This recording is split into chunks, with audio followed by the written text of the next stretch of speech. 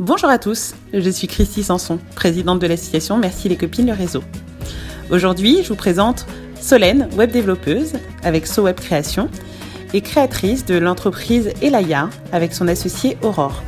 Elle nous explique comment elle est entrepreneur et maman, comment elle a eu l'opportunité de se lancer dans l'entrepreneuriat, mais aussi comment elle gère ses difficultés en solo ou à deux. Je vous souhaite une très bonne écoute. Merci les copines le réseau, c'est un réseau d'entrepreneurs basé à Cergy, Poissy et bientôt Gisors. Vous pouvez nous retrouver sur notre site internet www.mercilescopines.fr. À très bientôt.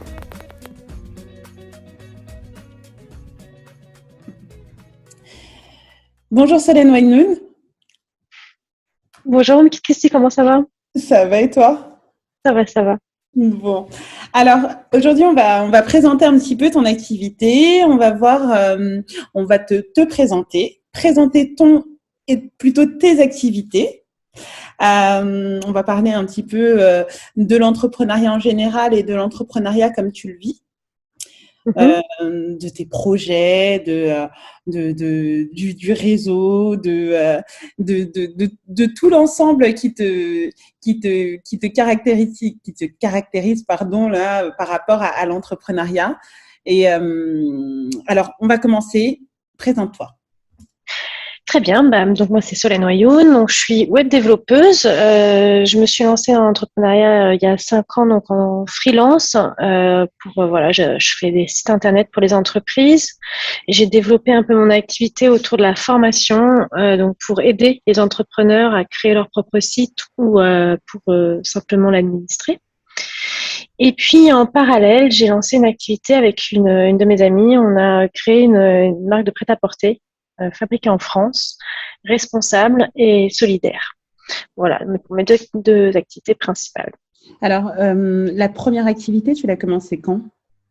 Il y a 5 ans. En fait, j'ai commencé juste après avoir eu mon premier enfant, fin de mon congé maternité. J'ai perdu, la boîte pour laquelle je bossais a été mise en liquidation judiciaire. J'ai eu l'opportunité de faire une formation dans le web, ce qui m'a vraiment passionnée. Et donc, j'ai décidé, parce que aussi j'ai réalisé qu'il y avait un potentiel en tant que freelance, de me lancer. Donc voilà, ça fait 5 ans, un peu plus. Donc, ça fait 5 ans. En 5 ans, j'imagine qu'il y a eu quand même un développement, qu'il s'est passé des choses. Et au cours de ces 5 ans, tu as même monté une autre entreprise, donc tu as expliqué tout à l'heure, donc Elaya. Tout à fait. Alors, comment ça s'est passé, la création d'une deuxième entreprise? Alors là, c'est plutôt, ça s'est fait un peu par hasard lors d'une discussion avec mon amie Aurore. On s'est dit que ce serait vraiment sympa de créer notre propre marque. Et d'une discussion, on a décidé de se lancer pour de vrai. Voilà, c'est vraiment le hasard d'une conversation qui nous a lancé sur un domaine qu'on ne connaissait pas du tout. Donc, c'est le mythe de la soirée qui fait qu'on se lance dans une activité un peu, entre guillemets, folle, même si elle n'a rien de bien fou. Hein, mais oui, fou pour nous parce que on venait pas du tout du milieu, on n'avait pas du tout de réseau, on savait même pas par où commencer, comment est-ce qu'on trouve un fabricant, où est-ce qu'on achète du tissu, comment on communique, comment on va vendre. Enfin, on partait vraiment de zéro.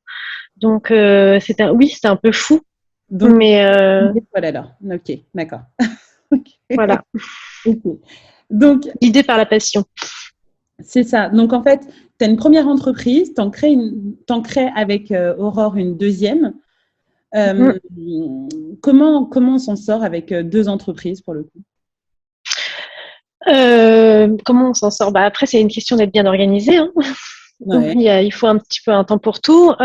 Sur Elaya, je suis pas toute seule, je suis avec Aurore, donc on se répartit les tâches. Du coup, c'est quand même beaucoup plus simple. Et puis pour le reste, oui, c'est une question d'être bien organisé, de bien répartir son temps de travail, son énergie aussi en fonction des activités qui sont plus rémunératrices, parce que ça reste quand même important. Donc voilà, une bonne organisation. Et puis après, c'est une gymnastique aussi un peu mentale, comme je te disais tout à l'heure, de passer d'une activité à une autre. C'est pas toujours simple, mais c'est aussi hyper satisfaisant. Enfin, c'est hyper intéressant.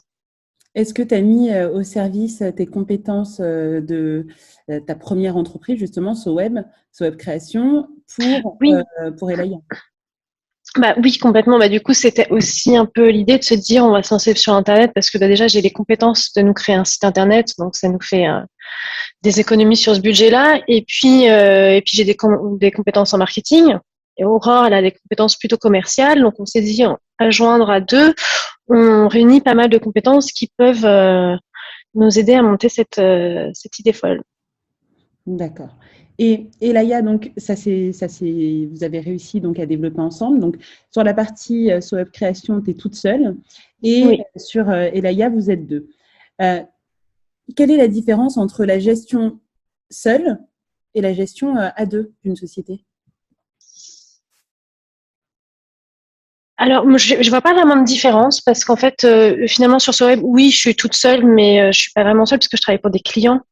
Donc, il y a toujours quand même un moment où on prend des décisions à deux, on fait des choix à deux, même Ouais, si c'est pas le même rapport.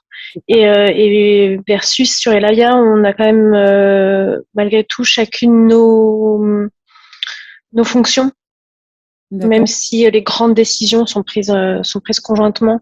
Donc, je vois pas vraiment de différence. Surtout que voilà, globalement sur Elaya, enfin jusqu'à présent, on est vraiment d'accord sur les grandes décisions à prendre. Donc, j'ai pas l'impression de devoir faire des compromis ou que je n'ai pas à faire évidemment en étant toute seule. Donc, le secret, du coup, ce serait la complémentarité. Bah oui, je pense.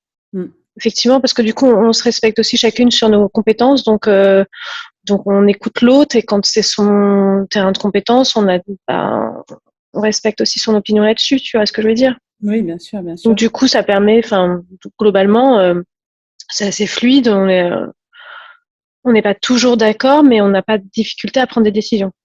D'accord, je vais rebondir sur autre chose. Tu m'as dit que tu as monté sur Web Création juste à la sortie de ton congé maternité.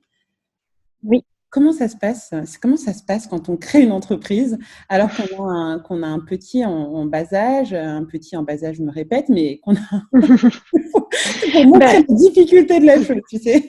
Un petit. sur le coup, pour moi, ça me paraissait beaucoup plus simple parce qu'avant, avant j'étais brand manager. Je travaillais dans le marketing, dans la cosmétique, en l'occurrence pour une start-up et on travaillait à l'international. Donc moi, juste avant d'être en congé maternité, j'étais 4 à 5 jours par mois à l'étranger. Je D'accord. travaillais à l'autre bout de l'Île-de-France, donc j'avais en moyenne 2 heures de transport par jour.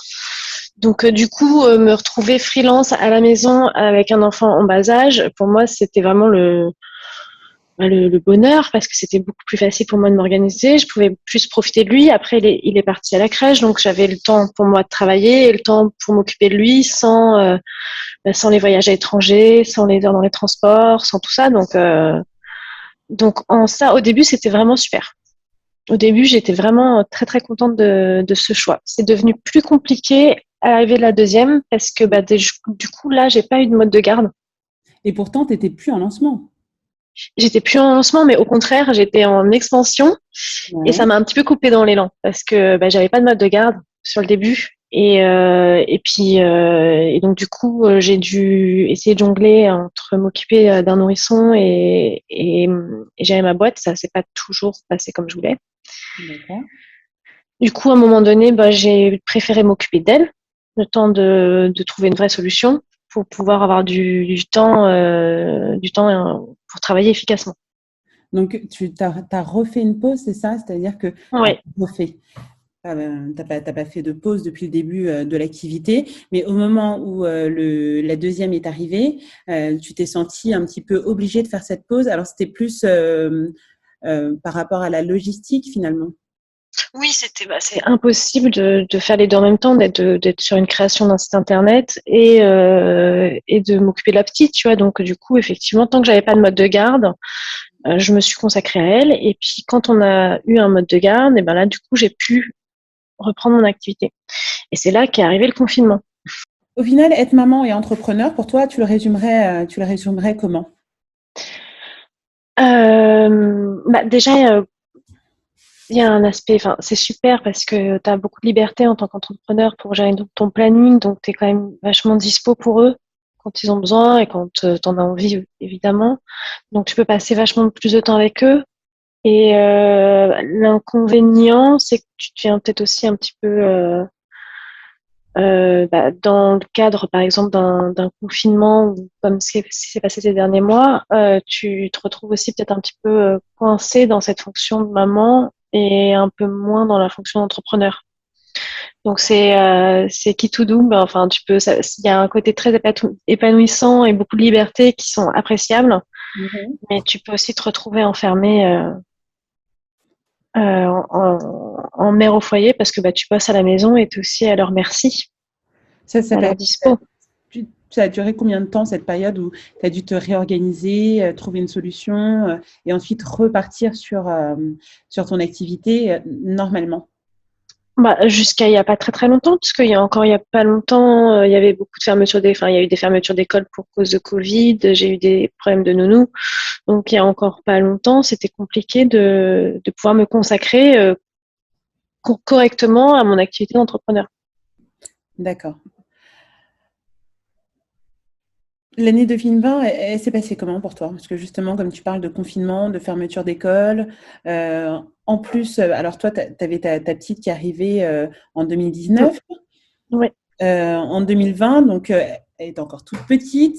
oui. Comment ça s'est organisé? Alors, il y a la partie, d'accord, organisation un, un jeune enfant, mais la deuxième partie avec le confinement, toutes les modifications d'organisation, comment tu l'as géré ça aussi avec? Et au fur et à mesure, au fur et à mesure, en plus, les règles changent très régulièrement, donc c'est ça qui est aussi un petit peu fatigant, c'est que il faut s'adapter très régulièrement à un nouveau rythme. Au début, j'ai essayé de faire les deux en même temps, de travailler et de m'occuper des enfants. D'accord. Ça s'est vite révélé une source de stress énorme pour moi et donc pas forcément très agréable non plus pour les enfants. Donc du coup, j'ai dû relayer un petit peu mon activité professionnelle au second plan et parce que c'était pas vivable d'essayer de faire les deux en même temps. D'accord. Donc voilà, donc le temps que encore une fois le temps que parce qu'ils sont jeunes, donc le temps que tant que je peux pas les faire garder, je peux pas vraiment bosser à 100%. D'accord. Donc en fait, le confinement, c'est pas que ça n'a rien changé, mais ça a peut-être ajouté quelque chose. Non, même pas. Parce que de toute façon, C'est tu avais ta problématique de garde.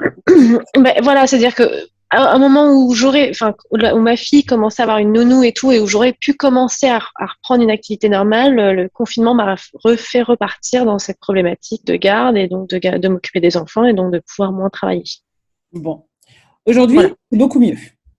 Aujourd'hui, c'est beaucoup mieux. Tout le monde est gardé. On a pu prendre un rythme normal. Donc, j'ai le temps de m'occuper d'eux et j'ai le temps de travailler. D'accord. Donc, est-ce que tu t'es servi de 2020 pour réfléchir à une nouvelle stratégie, comme pas mal de personnes le disent, ou est-ce que tu n'as pas eu le temps? Alors, c'est pas que j'ai pas eu le temps, c'est juste que du coup, ma conclusion finale, c'est de pas du tout essayer de faire les deux en même temps. D'essayer de s'organiser pour faire pour s'occuper. Il y a un temps pour s'occuper des enfants et un temps pour travailler. En même temps, ça fonctionne pas. C'est une source de stress. En tout cas pour moi. Après, voilà, c'est une source de stress trop importante. Et du coup, je tâche à m'organiser pour pouvoir faire tout, mais séparément.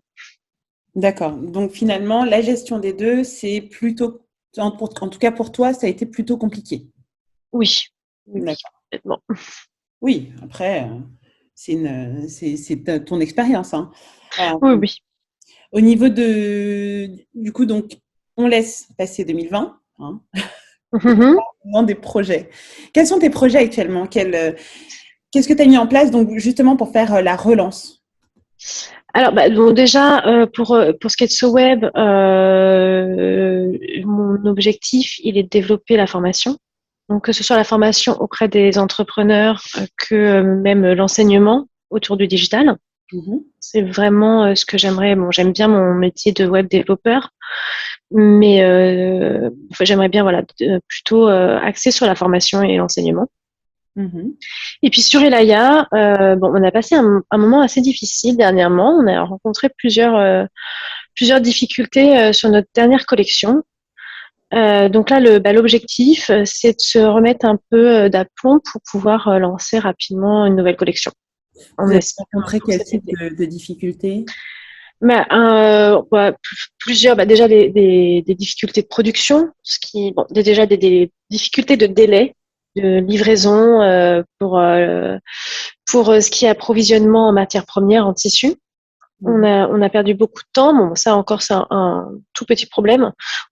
Après, on a eu des problèmes de production, on a eu des problèmes à l'impression du tissu, et on a eu des problèmes avec notre fabricant sur les pièces qui ont été montées, qui n'étaient pas conformes et donc qui n'étaient pas, qu'on pouvait pas vendre, sachant que nous, une fois n'est pas coutume, on avait fonctionné sur cette collection en pré-vente.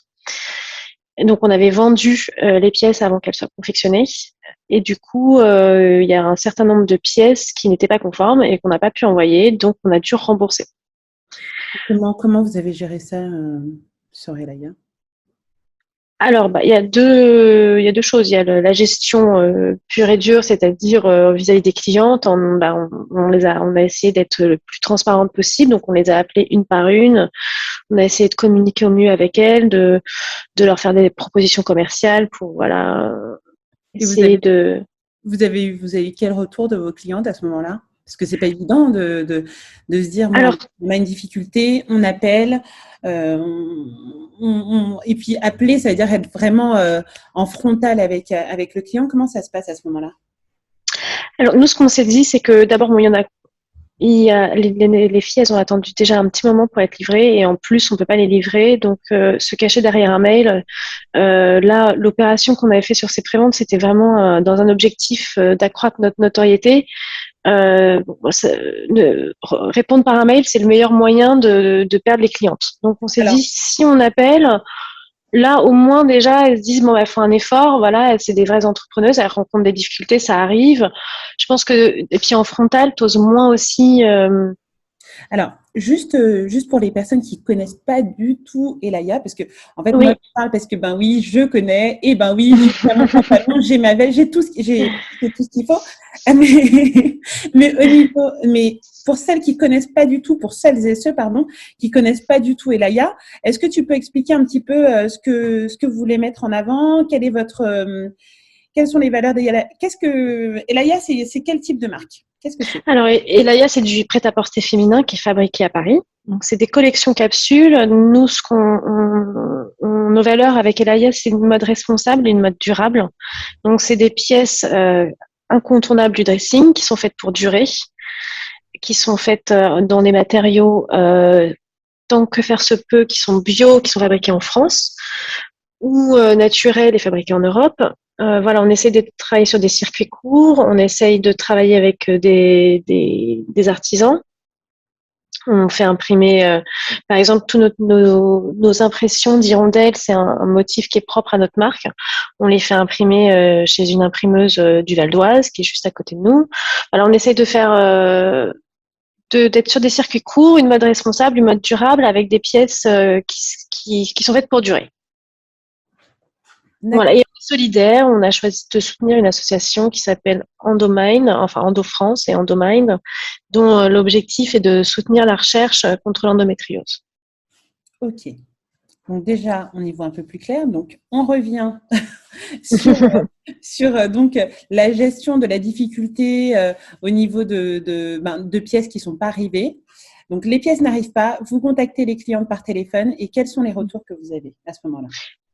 Bah, plutôt cool parce qu'effectivement, il y a une déception, évidemment, mais par contre, beaucoup de bienveillance. Elles ont été très compréhensives. Elles ont énormément apprécié la façon dont on les a contactées. Et du coup, voilà, beaucoup de bienveillance. Elles ont compris que la situation n'était pas simple et que c'était pas de notre fait et qu'on aurait espéré que ça se passe autrement. Et donc, du coup, plutôt positif, D'accord. Donc, malgré tout. le téléphone, finalement, c'était une bonne solution pour pouvoir rassurer quelque part. Oui, je pense, parce que du coup, ça rend les choses un peu plus humaines, ça fait un petit peu voilà, ça, je sais pas comment l'expliquer, mais je pense qu'elles ont compris que on se cachait pas et que c'était pas une grosse entreprise qui se fichait de ses clients et qui, bon, bah voilà, on n'a pas pu vous livrer, bah tant pis. Non, on était nous-mêmes déçus de la situation et on avait besoin de leur dire en direct. D'accord. Au niveau des, alors, on a parlé un peu des projets, on a parlé donc de la rencontre de difficultés dans une entreprise. Tout à l'heure, je te parlais de travailler à deux sur un projet. Quand on est seul sur son entreprise, justement, quand on rencontre des difficultés, est-ce qu'on les gère de la même manière? Parce que là, à deux sur Elaya, j'imagine qu'on se soutient déjà dans son binôme. Mais Oui, oui, bah déjà, déjà, on peut se partager les tâches. Donc, effectivement, par rapport à une gestion de crise, on peut se répartir les tâches. Ça rend les choses un peu moins lourdes pour chacune. Et puis, bah, on peut partager ensemble tout simplement notre frustration, voilà, le moment stressant qu'on passe. On peut échanger dessus. On peut aussi, bon, bah, s'engueuler parce que c'est aussi une façon d'avancer parfois. Hein, voilà, exactement. Voilà, quand on est stressé, on réajoute tous de façon différente. Mais en tout cas, c'est vrai que le fait d'être à deux, je trouve que ça rend les choses quand même plus faciles parce qu'on peut le partager. Quand tu es seul, tu es face à des problématiques, c'est plus compliqué. Est-ce que tu gères de la même manière donc ce web création quand tu rencontres par exemple une difficulté sur la création d'un site internet? Est-ce que je sais pas la maintenance ou toute autre chose au niveau des prestations que tu proposes? Est-ce que tu réagis de la même manière quand tu dois gérer tes difficultés? Alors, je pense que oui. En tout cas, c'est vrai que je suis très dans le relation client. Je pense que c'est ce qui prime. Donc, je pense que j'essaie de le faire. Je le fais de la même manière pour Sweb que je l'aurais fait pour Elaya. Ouais. Par contre, à titre personnel, c'est plus difficile parce que je dois le faire toute seule. Je dois affronter le client tout seul. C'est pas de la même manière que quand on est quand je suis avec mon associé, on est à deux. On fait bouclier. Quand tu es toute seule face à ton client. Et puis, ce qui est différent sur ce web, c'est forcément mes compétences qui sont remises en cause. Oui, donc c'est différent d'une malfaçon sur un produit. Oui, que je vends. Tu vois, c'est autre chose. Oui. Voilà, tu peux prendre plusieurs culs et tout, alors que quand c'est un souci sur ce web, c'est forcément lié à mes compétences, plus ou moins, mais voilà, c'est plus difficile de moins le prendre personnellement. D'accord. Et en plus, tu es seul, donc c'est plus oppressant. Oui, forcément, oui. Forcément. Alors, voilà. je vais passer sur autre chose. Tu as rejoint le réseau, le réseau Merci les copines, il y a quelques années maintenant. Hein. Pourquoi tu penses qu'un réseau, c'est important quand on est entrepreneur? C'est important d'abord tout à fait basiquement pour faire du business, parce que bon, après évidemment à l'ère de 2021, on peut très bien faire tout ça sur LinkedIn et compagnie, mais je pense que malgré tout rien ne vaut de faire du réseau en physique. Donc faire du business et puis parce que je pense que c'est aussi important pour développer son activité au sens où c'est une source d'inspiration. En tout cas, c'est ce qu'a été Merci les copines pour moi. C'est pour ça que je suis d'ailleurs restée aussi longtemps. C'est que voilà, ça booste, ça donne envie, ça motive, ça aide à développer son business. D'accord. Tu as des retours d'expérience, par exemple, à partager, des choses alors, je ne parle pas seulement de Merci, mais du réseautage en général. Voir est-ce que c'est plus intéressant d'être proche des gens pour pouvoir faire du business ou finalement, voilà, est-ce que toi, tu as un retour montre oui, complètement. Moi, aujourd'hui, je pense que 70% de mon activité sur ce web, c'est grâce à mon réseau, à ce qu'on me recommande. Donc, c'est les recommandations de mon réseau qui me font travailler aujourd'hui. Et du réseau physique, pas du réseau digital. Et sur Elaya, une grande partie de nos clientes, ce sont nos amis ou bien les copines que je me suis fait via Merci les copines. D'accord. Donc oui, pour moi, c'est indispensable. Et puis comme je disais tout à l'heure, c'est au-delà même voilà de gagner des clients ou autres, parce que il y a plein de choses que j'ai lancées, d'activités, d'idées que j'ai eues qui m'ont été inspirées par le réseau. Bah, dis donc. Par exemple, la formation, au tout début, quand je me suis lancée, j'aurais jamais pensé faire de la formation. Et puis, le fait de voir d'autres ateliers s'organiser, qu'on me propose d'en faire, que je commence à en faire, que ça me plaise, etc., de fil en aiguille, aujourd'hui, c'est ce vers quoi je tends. Et c'est, voilà, il y a plein de choses qui m'ont été inspirées par le réseau. D'accord. Donc, ça m'a permis de développer mon activité. D'accord. Après, c'est intéressant comme retour parce que c'est toujours bien de savoir dans quelle mesure il est intéressant de faire du réseautage en face à face, on va dire. Dans des groupes, de se rapprocher. Forcément, hein, je suis convaincue de l'intérêt du réseau. D'avoir un retour d'expérience, c'est beaucoup plus parlant. Pour expliquer pourquoi, quand on a une entreprise, se rapprocher d'un réseau, que ce soit Merci les copines ou tout autre réseau physique, parce que ça permet d'avoir comme un petit groupe fort qui permet d'entretenir sa motivation dans l'entrepreneuriat. Je ne sais pas si tu Oui, es comme ça, mais donc, tout à fait.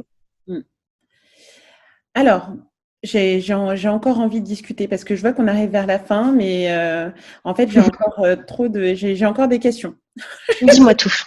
Alors, qu'est-ce qu'on fait? On continue les questions? On continue, vas-y, je suis ravie de répondre. Allez, on continue les questions. Moi, je voudrais revenir ouais, on fait que de revenir à chaque fois sur des questions qui ont déjà été posées, mais je voudrais avoir un petit peu plus de détails.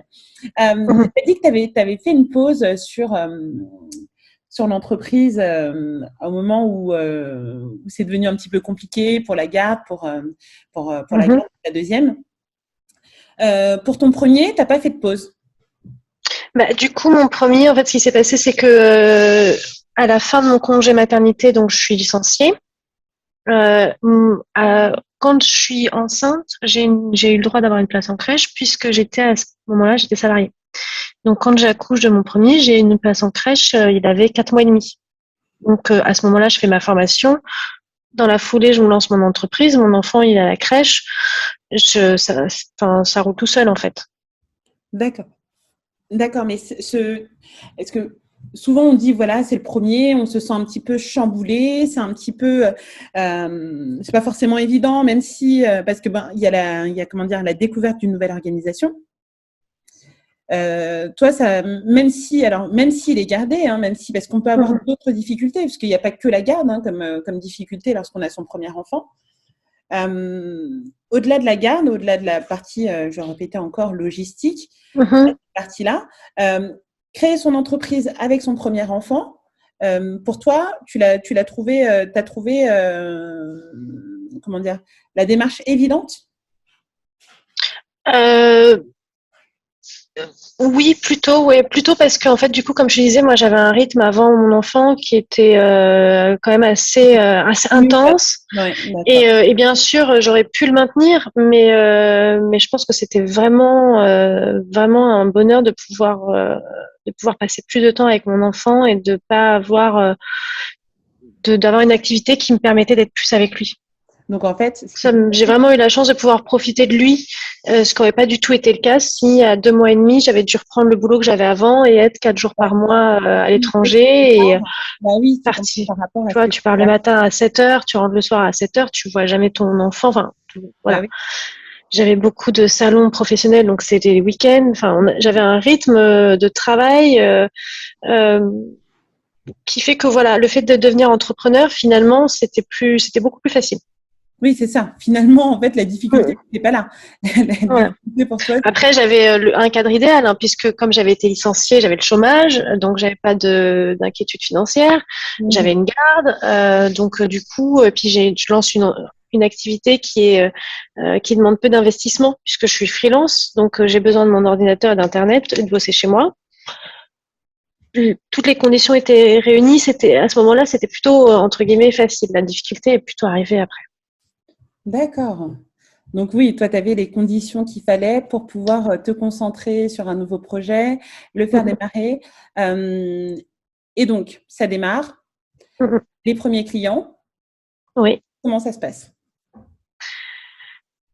Comment ça se passe? Au début, c'est vraiment l'entourage qui me demande. Il faut que je constitue mon portfolio, hein, parce que j'ai fait ma formation, je sors de formation, donc pour trouver des clients, il a fallu que d'abord je constitue un portfolio. Donc au début, c'est un petit peu l'entourage qui m'a trouvé mes clients. Et puis après, du coup, j'ai décidé d'adhérer à des réseaux pour pouvoir rencontrer des entrepreneurs du coin. Parce que de mon activité d'avant, voilà, je connaissais personne dans le secteur. Et puis, a commencé à avoir, oui, les premiers clients. Comment ça s'est passé? Au début, c'est très stressant parce que on se sent pas du tout légitime. Ben voilà, c'est pour ça que je voulais en arriver là. Voilà, c'est ça. Mais, en même temps, je dis ça, mais encore aujourd'hui, je suis dans un métier qui évolue très rapidement et puis chaque client a des besoins différents. Et encore des fois, il y a des clients qui me demandent des choses que je n'ai jamais faites. En fait, mais dont je me sens capable, mais je les ai jamais faites et je le vends. C'est exactement je suis jamais là que je voulais qu'on fasse un petit peu, qu'on appuie un petit peu plus. C'est-à-dire que tout à l'heure, tu m'as dit, au niveau de la gestion client, j'aurais fait la même chose, sauf que là, c'est de la prestation de service et je me sens parfois, ça te remet forcément en question sur tes compétences, sur ce que tu fais. Et j'imagine que ça doit pas être évident, surtout au départ, d'être sûr de ses compétences, en gros, de sa valeur technique. Je ne sais pas comment complètement. Mieux que ça. Mais complètement, au début, c'était… Parce que ça, c'est un peu, comme on dit, le syndrome de l'imposteur. Avec son savoir, mais qui n'a pas encore été bien vérifié. Comment justement tu t'en es débarrassé au fur et à mesure? Déjà, je m'en suis pas tout à fait débarrassée. Il y a encore des fois où je me dis… Là, tu es en train d'enlever l'espoir, là. Ça fait 5 ans. Non, il y a toujours des fois où je me dis, bon, et puis en même temps, voilà, ça fait 5 ans que je suis là, donc s'il y a des clients qui continuent de travailler avec moi, c'est que mon travail leur convient, a priori. Donc, et puis, voilà, on finit par se faire une raison, par se dire que ça fonctionne. Donc, si ça fonctionne, c'est que j'ai les compétences. Ouais. Et puis voilà, il y a des fois où je pensais qu'il y a des choses que je serais incapable de faire et que j'ai réussi à faire. Donc je me dis que voilà, tant que j'ai la motivation, je pense que je suis capable de continuer de faire des choses que j'étais pas encore capable de faire. Mais quand tu rendais au départ tes projets, ce côté un petit peu de doute, alors même si toi tu es sûr de tes compétences, hein, mais derrière tu vas quand même avoir un jugement client. Comment on le gère comment on gère ce jugement? Comment finalement on finit par… parce que là, tu me dis qu'au fur et à mesure, ça change. Et puis, mais au départ, comment on fait pour continuer à avoir confiance? Parce que je suppose qu'un premier client t'a dit c'est super. Un deuxième? Oui, c'est ça. Puis même, on va te demander, moi, dans mon métier, on va me demander des trucs un peu techniques que j'avais jamais fait. Je vais réussir à les faire. Et du coup, c'est ça aussi qui me donne confiance pour la suite. De victoire en victoire, au fur et à mesure, on prend confiance et les fois d'après, quand on me demande quelque chose que je sais pas faire, je dis oui, je sais le faire, j'y arriverai d'une manière ou d'une autre. Donc, il y a un peu d'audace. Alors, oui, il faut de toute façon. Enfin, il faut. Je pense que pour être entrepreneur, oui, il faut l'audace. D'accord. Il faut à la base pas avoir peur d'aller sur des chemins où on n'est jamais allé et de se dire on va y arriver. Je sais pas trop comment, mais on va y arriver. D'accord, donc tu essayes, on verra bien. Voilà. Et généralement, ça fonctionne. Et généralement, ça fonctionne. Après, c'est aussi une question de détermination, mais oui, ça fonctionne. Aujourd'hui, justement, comme tu dis, ça fonctionne. Quel est ton état d'esprit par rapport à l'entrepreneuriat, par rapport aussi à tes expériences? Ça a forcément changé depuis le début de l'aventure jusqu'à maintenant. Aujourd'hui, comment tu vois les choses? Alors aujourd'hui, j'adore la liberté que m'octroie cette activité. Je suis assez fière du parcours que j'ai parcouru. En tout cas, avec Elaya, surtout même sur ce web, hein, mais c'est vrai qu'Elaya, c'est vraiment, je pensais jamais faire ça et donc je suis très fière de ce qu'on a fait. Mais c'est vrai que ces derniers temps, il y a quand même des fois où je me dis que salarié, ce serait peut-être plus facile parce que bon déjà au niveau financier, c'est plus serein et puis j'ai peut-être moins d'engagement personnel quand même malgré tout. Donc moins de stress, surtout quand ça fonctionne pas. Donc c'est peut-être voilà le fait d'avoir passé une période un peu difficile, notamment sur Elaya, qui me fait penser ça. Mais c'est vrai qu'il y a des fois, il y a des jours, je me dis, j'aimerais bien sur quelque chose d'un peu plus facile parce que c'est fatigant. Mais bon, après, il y a des réussites et puis on oublie qu'on a pensé ça. Donc je me concentre sur le après. Donc aujourd'hui, il y a plus de pour que de contre. Oui, de toute façon, de toute façon. Tu te voyais entreprendre avant de commencer, hein, avant de te lancer? Parce que si je reviens sur le début de notre conversation, tu as dit que c'est finalement par la force des choses que tu as entrepris. Alors oui, ça c'est le contexte qui m'a poussé à le faire, mais c'est vrai que j'ai toujours pensé que je le ferais, mais plus tard. Mais j'ai toujours voulu le faire. C'était mon objectif, mais bon, sûrement par manque de confiance et pour cause de syndrome de l'imposteur. Mais je me disais, il faut que je gagne en expérience, il faut que je me fasse du réseau, il faut que je me fasse machin. Et quand ce sera fait, je pourrai monter ma boîte. Et puis, bah, les circonstances ont fait que ça s'est présenté plus tôt. Et voilà, sachant qu'effectivement, j'avais quand même envie, in fine, d'être à mon compte, bah, c'était l'occasion, quoi. Mais j'ai toujours eu. Alors après, plus jeune, j'avais des ambitions bien, bien plus importantes puisque je voulais avoir mon hôtel. Bon, j'ai créé ma marque de prêt-à-porter, c'est pas mal non plus. J'ai envie de te dire qui c'est. Hein. Tu as commencé par une boîte de web designer, puis ensuite du prêt-à-porter, et après peut-être un hôtel. Hein, Bah aujourd'hui, j'en aurais moins envie, mais oui, mais le contexte ne fait pas rêver. Mais Voilà. on ne sait jamais. Voilà, dans les années à venir, on verra bien. Mais bon, voilà. En tout cas, j'ai toujours voulu être à mon compte. Et ce que j'aime par-dessus tout, c'est de pouvoir, en fait, faire absolument ce que je veux. Je suis limitée que par mes compétences. Mais voilà, j'ai commencé par le web, je fais de la formation, j'ai lancé une marque de prêt-à-porter. Il y a, voilà, je peux tout à fait me lancer dans d'autres projets. Il n'y a pas il y a pas de limite. Et c'est ça qui est super enthousiasmant avec le fait d'être entrepreneur. D'accord. On peut se renouveler, on peut s'adapter, on peut changer. Bon. Tout ça en grande liberté. Merci beaucoup. Pour rentrer dans ton univers, comment on fait? Tes coordonnées. Mes coordonnées. Bah, du coup, pour ce web, mon portfolio, c'est www.so-web-création.fr. Et pour Elaya, c'est sur Instagram, hein, @shop, SHOP, Elaya, ELAIA. Voilà. Super, merci beaucoup.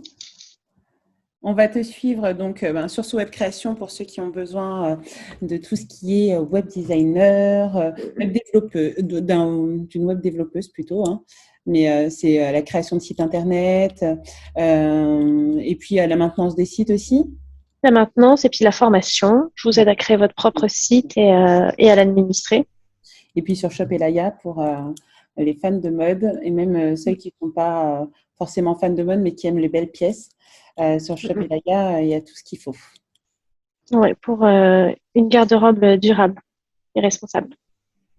Super. Merci beaucoup, Solène. Et merci à toi. J'ai aimé ce podcast qui est parti dans tous les sens, à vrai dire.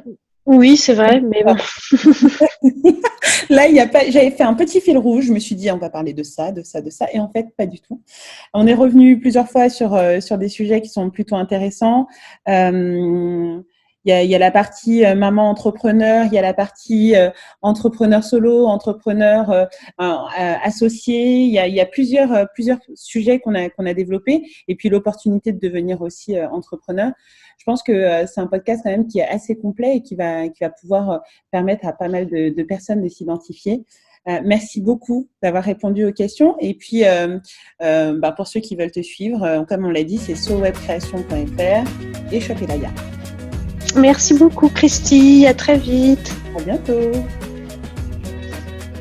Merci d'avoir pris le temps d'écouter ce podcast. J'espère qu'il vous aura fait du bien. Et on se retrouve rapidement pour une autre histoire, un autre parcours. Vous pouvez suivre tous les podcasts sur la page Facebook et sur Instagram. Merci les copines, le réseau. À très bientôt.